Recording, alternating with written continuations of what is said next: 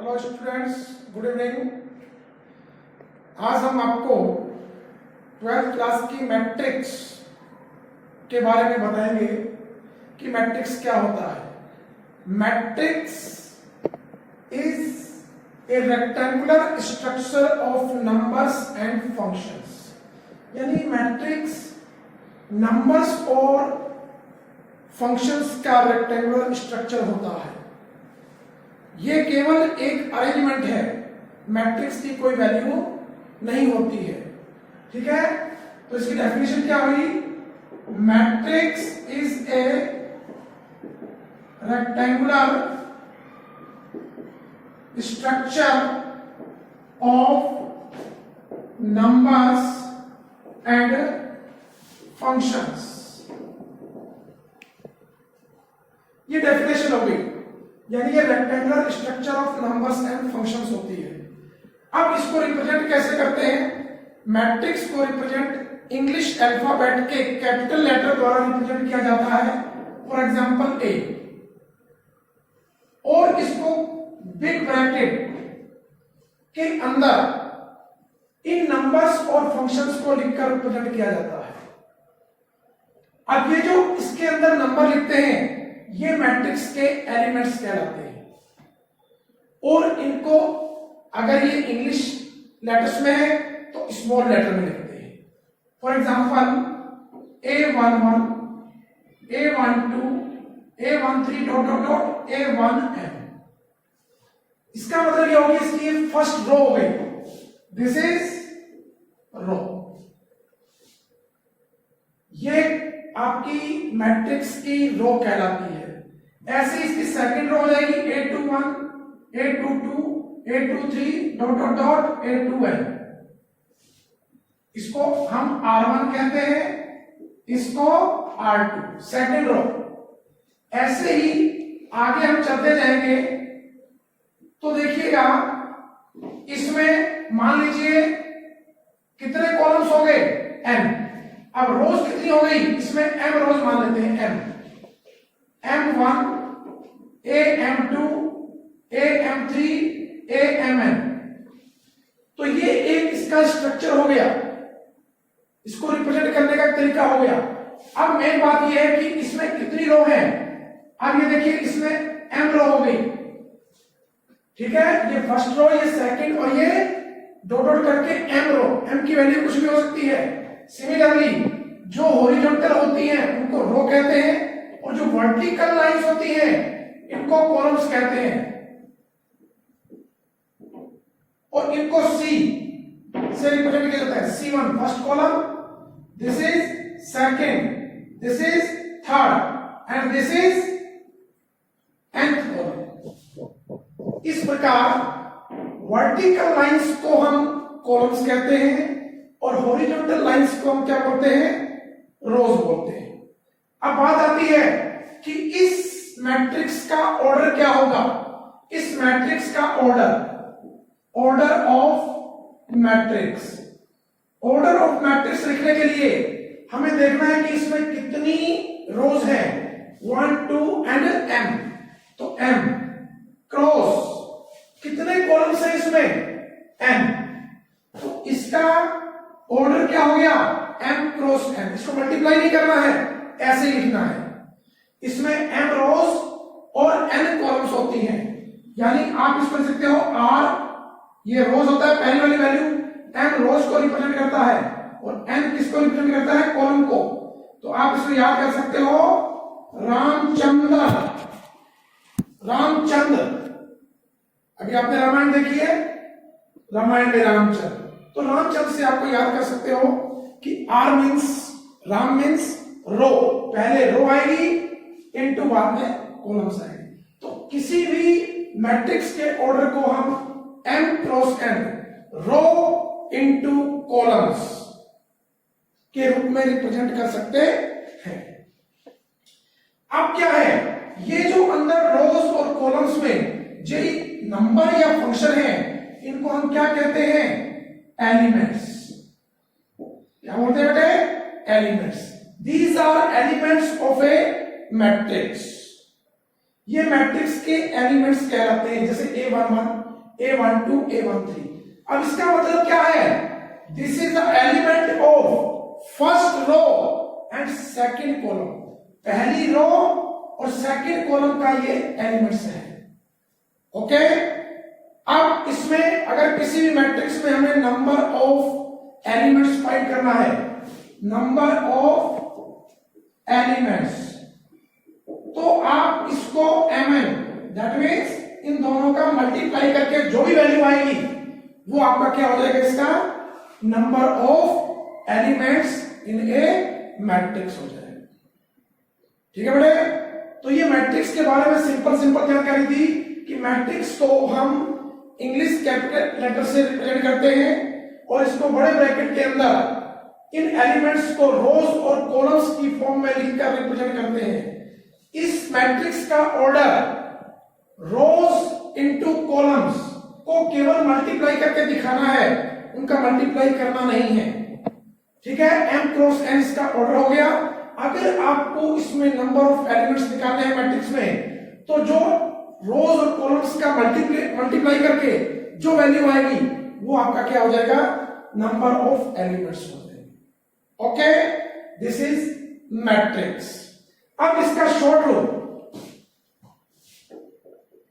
Short form of a matrix, A is equal to, इसी को अगर हम शॉर्ट में लिखना चाहें तो कैसे लिखेंगे? इसको हम लिखेंगे this is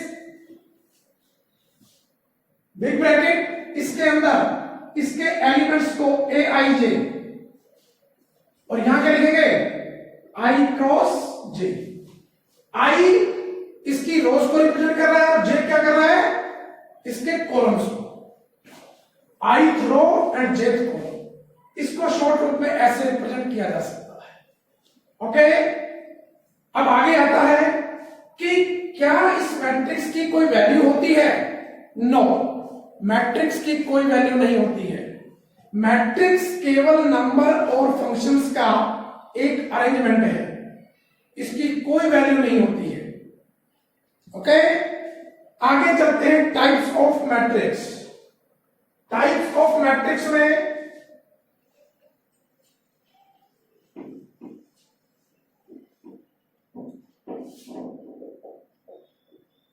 types of matrix, first type, इसको हम कह सकते हो रो मैट्रिक्स। एक ऐसा मैट्रिक्स जिसमें ओनली वन रो हो, कॉलम कितने भी हो सकते हैं, उसे हम रो मैट्रिक्स कहते हैं। For example A is equal to 1 2 3 4, इसमें कितनी रो है? 1 रो। इसका ऑर्डर लिखिएगा, कितने कॉलम्स हो गए? 1 2 3 4, इसका ऑर्डर हो गया 1 into 4। तो इसमें नंबर ऑफ रोज कितनी है? 1। जिस मैट्रिक्स में नंबर ऑफ रोज 1 होती है उसे रो मैट्रिक्स कहते हैं। Similarly column matrix, column matrix you can write it as how many rows here? 4 into how many columns? 1। ठीक है, इसमें 4 रोज हैं और 1 कॉलम है, तो इसमें नंबर ऑफ कॉलम्स कितने हुए? 1।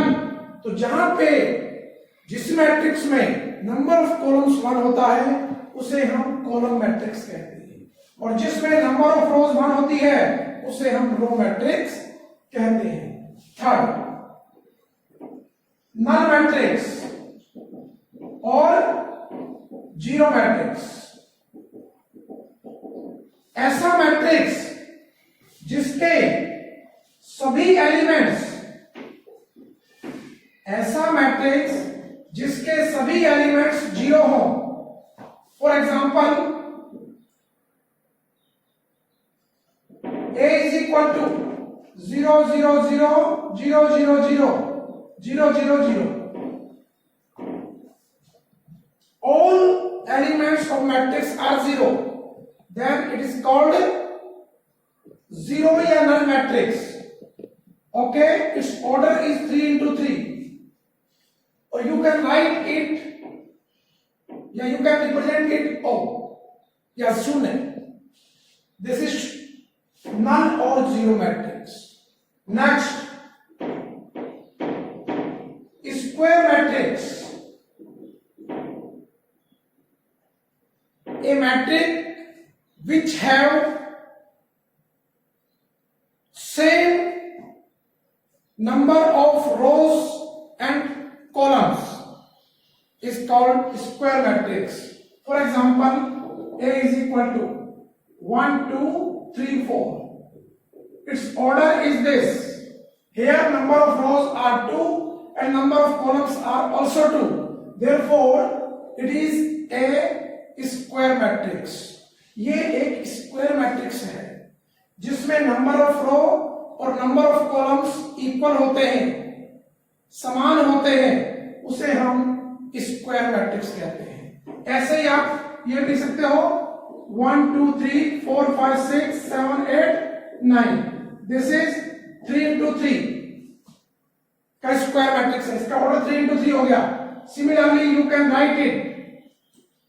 It is also square matrix of order 1 into 1. इसमें एक ही रो है और एक ही कॉलम है. ओके, समझ आ गया square matrix. The next 5 diagonal matrix. Diagonal matrix, diagonal matrix एक स्क्वायर मैट्रिक्स होता है. ये रेक्टेंगुलर मैट्रिक्स नहीं होता है. रेक्टेंगुलर मैट्रिक्स में नंबर ऑफ कॉलम्स डिफरेंट हो सकते हैं. जब number of columns same, rows and columns same होती है तो वो स्क्वायर मैट्रिक्स होता है. ऐसे ही डायगोनल मैट्रिक्स एक स्क्वायर मैट्रिक्स होता है जिसमें मैट्रिक्स का, देखिए ये होता है मेन डायगोनल. किसी भी मैट्रिक्स का मेन डायगोनल ये होता है. इस मेन डायगोनल्स के एलिमेंट्स को छोड़कर अगर किसी स्क्वायर मैट्रिक्स के सभी एलिमेंट्स जीरो हो जाए तो उसे हम डायगोनल मैट्रिक्स कहते हैं. For example 1 0 0 0 3 0 0 0 5. This is a diagonal matrix. इसके मेन डायगोनल्स के एलिमेंट्स को छोड़कर बाकी सारे के सारे एलिमेंट्स जीरो हैं, इसलिए इसे हम डायगोनल मैट्रिक्स कहते हैं. Okay, understood. ये 3 into 3 का है. ऐसे ही अगर आप 1 into 1 का डायगोनल मैट्रिक्स निकालोगे तो ये 1 into 1 का डायगोनल मैट्रिक्स हो जाएगा. Next, scalar matrix. Scalar matrix ये भी एक प्रकार का डायगोनल मैट्रिक्स होता है, बट इसके मेन डायगोनल के सभी एलिमेंट्स इक्वल होते हैं. For example A is equal to 2 0 0 0 2 0 0 0 2. यहां देखिएगा ये मेन डायगोनल के सभी एलिमेंट्स समान हैं, इक्वल हैं, एक जैसे हैं, बाकी सारे के सारे जीरो हैं. एक प्रकार का डायगोनल मैट्रिक्स है, बट इसके मेन डायगोनल्स के सभी एलिमेंट्स अगर इक्वल हो जाते हैं तो इसको हम स्केलर मैट्रिक्स कहते हैं. इसके बाद आता है यूनिट मैट्रिक्स.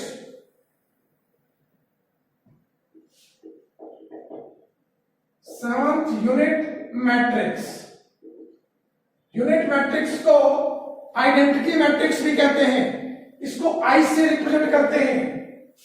अब ये भी एक डायगोनल मैट्रिक्स होता है, बट इसके मेन डायगोनल के सभी एलिमेंट्स इक्वल और 1 होते हैं. That means 1 0 0 0 1 0 0 0 1. ये मेन डायगोनल के सभी एलिमेंट्स इक्वल और 1 है, बाकी सभी जीरो है. इसको आप ये 3 into 3 का क्या है, आइडेंटिटी मैट्रिक्स है. इसको I3 से रिप्रेजेंट करते हैं. अगर आपके पास ये 1 0 0 1 तो ये क्या हो गया, 2 into 2 का डायगोनल और यूनिट मैट्रिक्स हो गया. ठीक है बॉस। इस प्रकार आपने टाइप्स ऑफ मैट्रिक्स के बारे में पढ़ा। तो टाइप्स ऑफ मैट्रिक्स आपको समझ आ गया। इसमें आपके पास row matrix, column matrix, null matrix, square matrix, diagonal matrix, scalar matrix और यूनिट मैट्रिक्स के बारे में आपने अध्ययन किया। ओके, अब देखिए, अब आपके सामने एक और आता है इसी में ही, त्रिभुजाकार मैट्रिक्स। लास्ट इसका है त्रिभुजाकार, that means triangular matrix. 8th number, triangular matrix.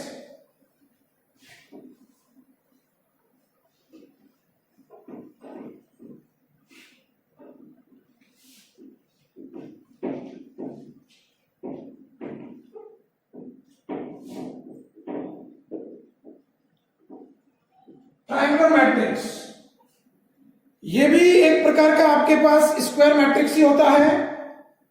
इसमें दो प्रकार का होता है, upper triangular matrix and lower triangular matrix. तो फर्स्ट आता है upper triangular matrix. Upper triangular matrix में जो मेन डायगोनल्स होता है स्क्वायर मैट्रिक्स का, उसके नीचे के सभी एलिमेंट्स 0 होते हैं। जैसे for example a is equal to 1 3 2 0 2 5 0 0 6, ये मेन डायगोनल हो गया। इस मेन डायगोनल के नीचे के सभी एलिमेंट्स 0 हैं, तो इसे हम अपर ट्रायंगुलर मैट्रिक्स कहते हैं, नीचे के 0 हैं। Similarly lower triangular matrix,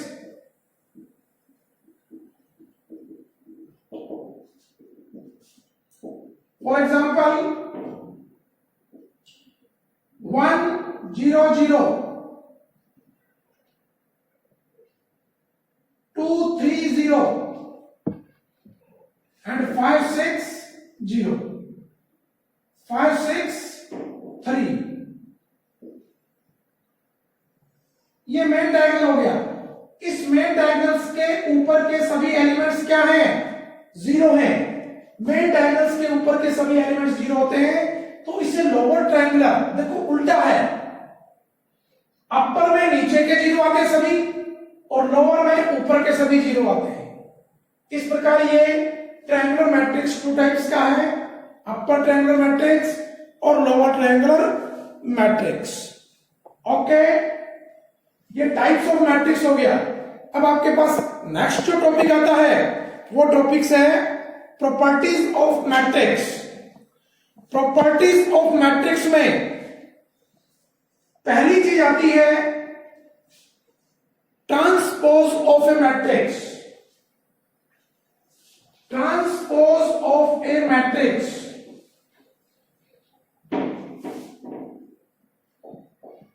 properties of a matrix. First, transpose of a matrix. किसी मैट्रिक्स का ट्रांसपोज मैट्रिक्स कैसे फाइंड करते हैं? फॉर एग्जांपल आपके पास कोई मैट्रिक्स है 1 3 5 0 4 6 7 2 3, ये आपके पास कोई भी मैट्रिक्स है, इसका ट्रांसपोज यानी a की पावर t, या इसको a डैश भी रिप्रेजेंट कर सकते हैं, a की पावर t से भी रिप्रेजेंट कर सकते हैं, a डैश से भी रिप्रेजेंट कर सकते हैं। इसमें होता क्या है, इसमें सिंपल सी बात है कि इसके कॉलम्स को रो में चेंज कर दो, या तो सभी कॉलम्स को रो में चेंज कर दो या सभी रोज को कॉलम्स में। मैं पहली रो को किस में लिख रहा हूं? कॉलम में 1 3 5, फिर दूसरी रो को दूसरे कॉलम में 0 4 6, फिर तीसरी रो को तीसरे कॉलम में 7 2 3। इसे कहते हैं ट्रांसपोज ऑफ मैट्रिक्स। जब किसी मैट्रिक्स की सभी रोज को कॉलम्स में चेंज कर दिया जाए या कॉलम्स को रोज में चेंज कर दिया जाए तो ऐसे मैट्रिक्स को मेन मैट्रिक्स का ट्रांसपोज मैट्रिक्स कहते हैं। ओके, अब इस ट्रांसपोज के बेस पर दो चीजें आती हैं, सिमेट्रिक और non symmetric matrix. Skew symmetric कहते हैं इसको। तो इसमें आता है symmetric matrix. Symmetric matrix that means अगर आपने किसी भी मैट्रिक्स का ट्रांसपोज निकाला और आपको वही का वही मैट्रिक्स मिल जाए, आपने किसी भी मैट्रिक्स का ट्रांसपोज निकाला वो सेम मेन मैट्रिक्स ही आ जाए, तो ऐसे मैट्रिक्स को हम सिमेट्रिक मैट्रिक्स कहते हैं। फॉर एग्जाम्पल सिमेट्रिक मैट्रिक का कैसे बताया जाए आपको, एक मैट्रिक्स लेके A इज इक्वल टू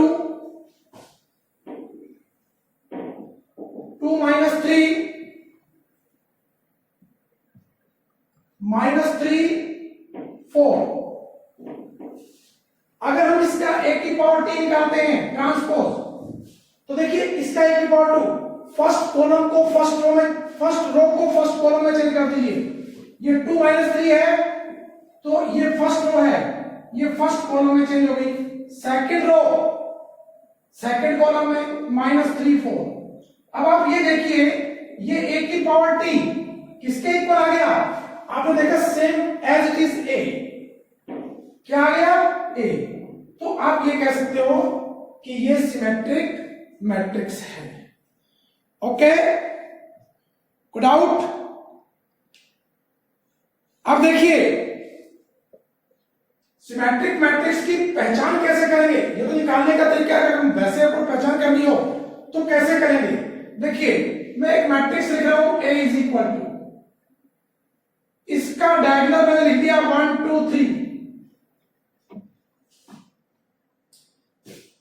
इधर इस मेन डायगोनल को छोड़ दीजिएगा। अब इसके करस्पॉन्डिंग एलिमेंट्स सेम होने चाहिए। जैसे इसका इधर आएगा -3 तो यहां भी क्या होना चाहिए -3, ठीक है बेटे। इधर आ गया 4 तो यहां भी क्या होना चाहिए 4, और इधर आ गया 6 तो यहां भी आना चाहिए 6। तो ये 100% क्या है, एक सिमेट्रिक मैट्रिक्स है। कैसे, अगर मान लीजिए इसका a की पावर t निकालोगे आपके पास सेम यही आ जाएगा।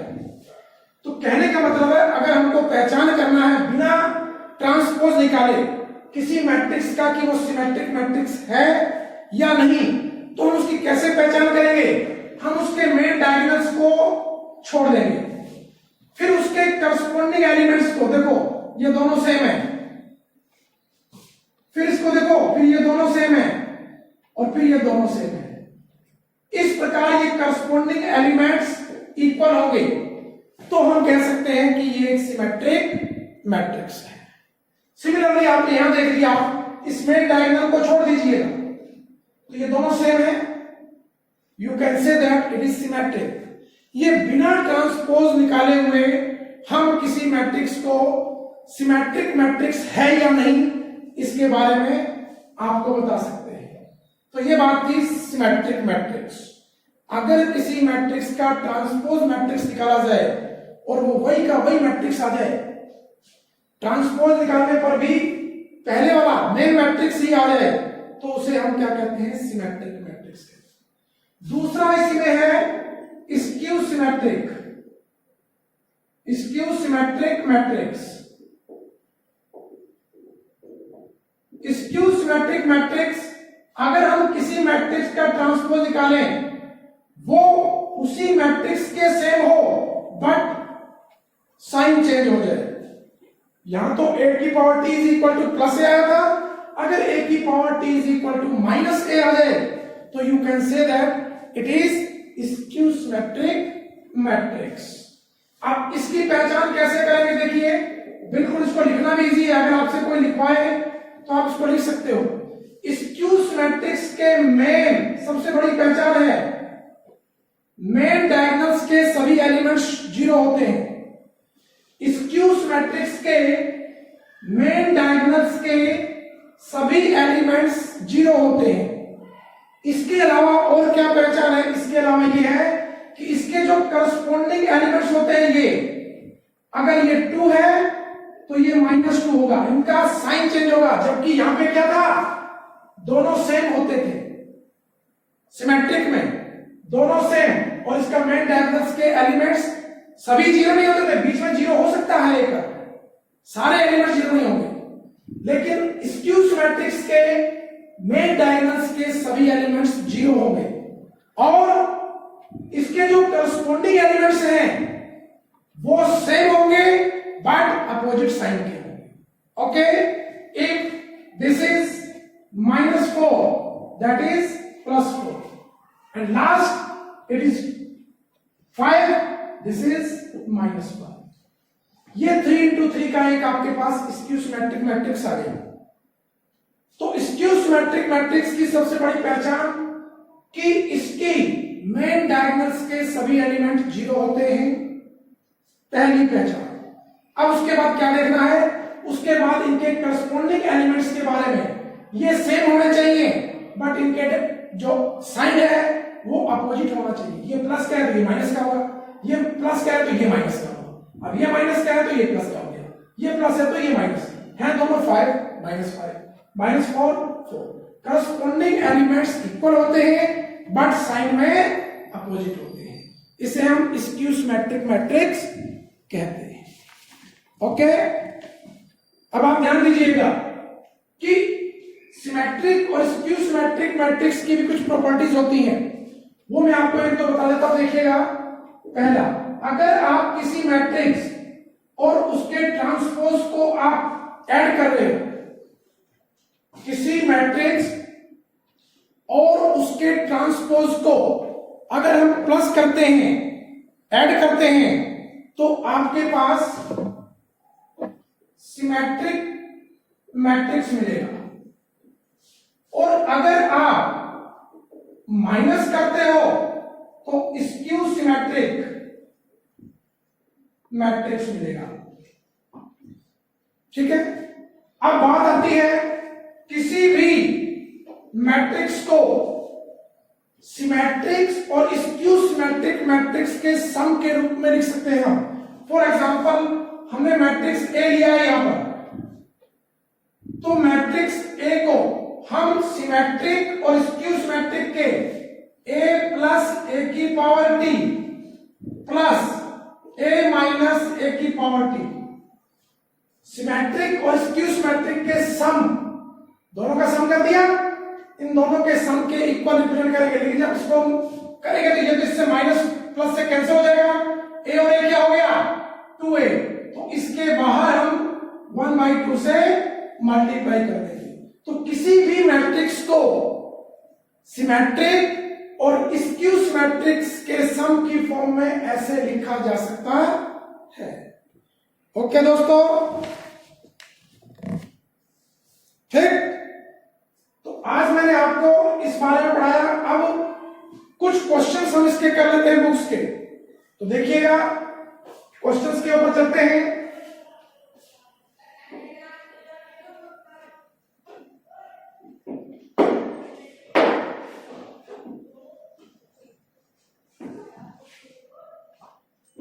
फर्स्ट क्वेश्चन आपका आता है बुक्स का, कहता है कि construct A matrix of order,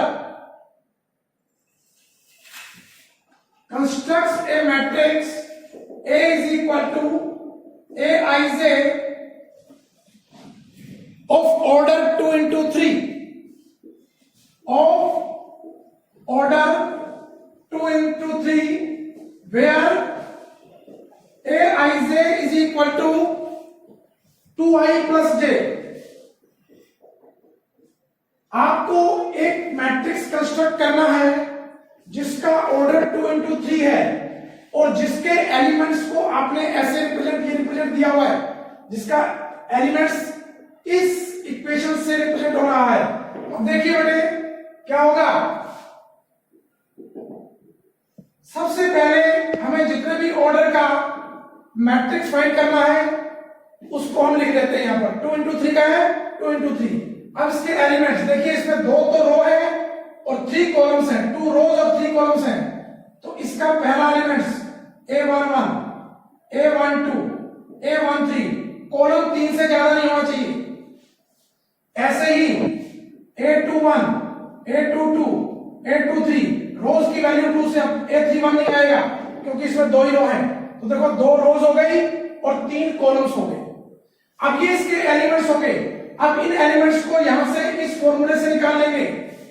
A11 यानी I की वैल्यू भी क्या हो गई 1 और J की वैल्यू भी क्या हो गई 2 इंटू 1 प्लस 1 3। फर्स्ट एलिमेंट 3 हो गया। A12 2 into 1 plus 2 4। A13 2 into 1 plus 3 5। A21 2 into 2 plus 1 5। A22 2 into 2 plus 2 6। A23 2 into 2 plus 3 is equal to 7। अब हमने सभी एलिमेंट्स को फाइंड कर लिया। इनकी वैल्यू आप इसे पुट कर दीजिए और आपके पास एक मैट्रिक्स आ जाएगा जो आपको निकालना था। 2 इंटू 3, A11 की वैल्यू 3, A12 की वैल्यू 4, A13 की वैल्यू 5, 21 की 5 6 7। This is the required matrix. तो अगर आपको एक फॉर्मूला दे रखा है कि इस फॉर्मूले से आप इतने ऑर्डर का एक मैट्रिक्स फाइंड कीजिए, तो you can find this type. Okay, clear है? सबसे पहले हमें जितने ऑर्डर का मैट्रिक्स दिया हुआ है उतने ऑर्डर का मैट्रिक्स यहां ऑर्डर लिखना है। ऑर्डर लिखने के बाद इसके एलिमेंट्स लिखने हैं और फिर इस फॉर्मूले से इन सभी एलिमेंट्स की वैल्यू निकाल के लास्ट में इसमें पुट कर देना है। तो आपके पास क्या आ जाएगा? मैट्रिक्स आ जाएगा जो आपको फाइंड करना है। ठीक है बेटे? ओके। दूसरी बात, अब मैट्रिक्स टू मैट्रिक्स इक्वल कब होते हैं? टू मैट्रिक्स इक्वल कब होते हैं? देखो, दो मैट्रिक्स, टू और मोर मैट्रिक्स इक्वल तभी होते हैं जब उनका ऑर्डर सेम हो। ठीक है? सेम का मतलब इक्वल, सेम ऑर्डर क्या होना चाहिए और उनके करस्पॉन्डिंग कैसे होने चाहिए? इक्वल होना चाहिए। For example, A is equal to 2 3 1 minus 3 1 minus 2 and B is equal to, इसकी क्या हो गया 2 इंटू 2 और ये भी आ गया 2 3 1 minus 2 that is also 2 into 2। अब देखिए, इन दोनों का ऑर्डर सेम है। इसकी फर्स्ट रो और फर्स्ट कॉलम का एलिमेंट्स यानी फर्स्ट एलिमेंट इसके फर्स्ट एलिमेंट्स के इक्वल है। फर्स्ट रो का सेकंड एलिमेंट्स इसके फर्स्ट रो के सेकंड एलिमेंट्स के इक्वल है। सेकंड रो का फर्स्ट एलिमेंट सेकंड रो के फर्स्ट एलिमेंट के इक्वल है। सेकंड रो का सेकंड एलिमेंट्स सेकंड रो के सेकंड एलिमेंट्स। तो इनके करस्पॉन्डिंग एलिमेंट्स क्या हो गए? इक्वल हो गए।